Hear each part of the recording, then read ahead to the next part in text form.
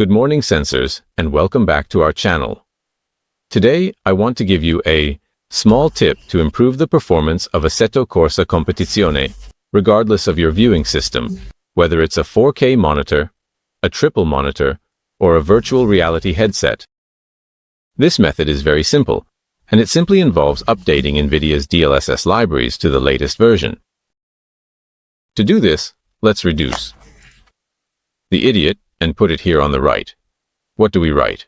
Let's go to Google and type in the search bar the term Tech Power Up DLS. This particular site will be the very first result that appears, and it contains all the latest updated versions of the NVIDIA libraries that you might need. In the top left corner of the web page, you will find the latest version available. In this specific case, we are currently in the month of July in the year 2024. You should proceed to download the DLL file from any of the available servers listed. I have already completed this step, so I will locate two files for you. It doesn't matter which server you choose. Let's unpack it as if we are starting from scratch. Unpack this file carefully, and then copy it. Next, navigate to Steam, locate Assetto Corsa Competizione, go to Properties, then Installed Files, and finally, Local File. Here, you need to follow the path. AC2, Plugins, DLSS, Binaries, Third Party, and then 64. You will find an old file there, which is already a file that you will need to rename. Let's give it some additional details so we can clearly see where it is located and ensure everything is in order. Small details. Why can't I see the details? Here it is. You will find a file already named NWNGX, DLSS, but of these dimensions, probably much smaller than what you have downloaded. For safety, rename it or save it anyway. I simply added the text BEC. Then go and copy the new one, which in my case has already been done, which is this one in this folder. And you can see that the file size is more than 3 times that of the original.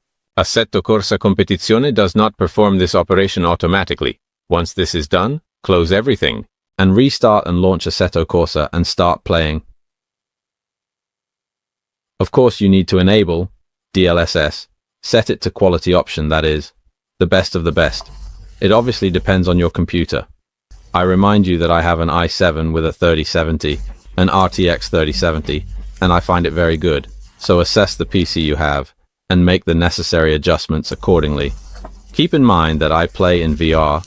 At the maximum of the others, I will show you with what graphics settings, so a very heavy load. Even if you play with a single monitor in 2K, you can achieve better results than mine. To show you some results, I have a video that, as you can see, is made inside the headset. I am not recording from the monitor like most of those who present you with VR gameplay. It looks too good, too easy. Everything seems rosy and flowery.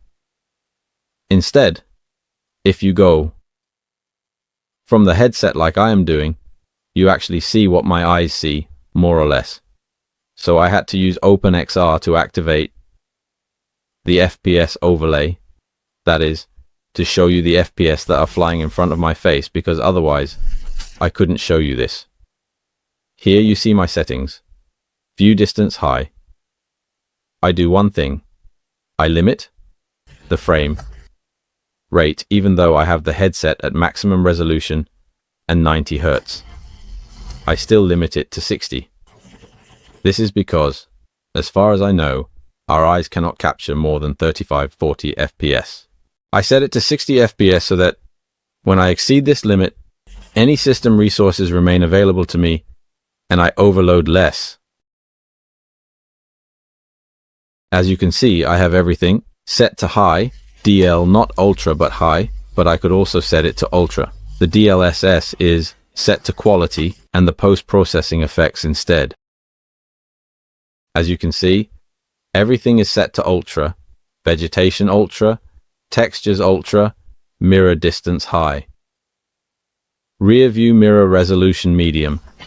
I limit the FPS of the mirrors to 25 FPS because beyond that, it doesn't change the game significantly. Here I am in a... Starting off, as you can see, despite all the cars being 23 in this case and the graphic details being quite high, my FPS stops where I set the limit, which means I can go even higher. I removed the limit to C, and it stops around 74, 75. Those better than me will know how to read these data. I can only tell you that I'm using 85% of the VRAM.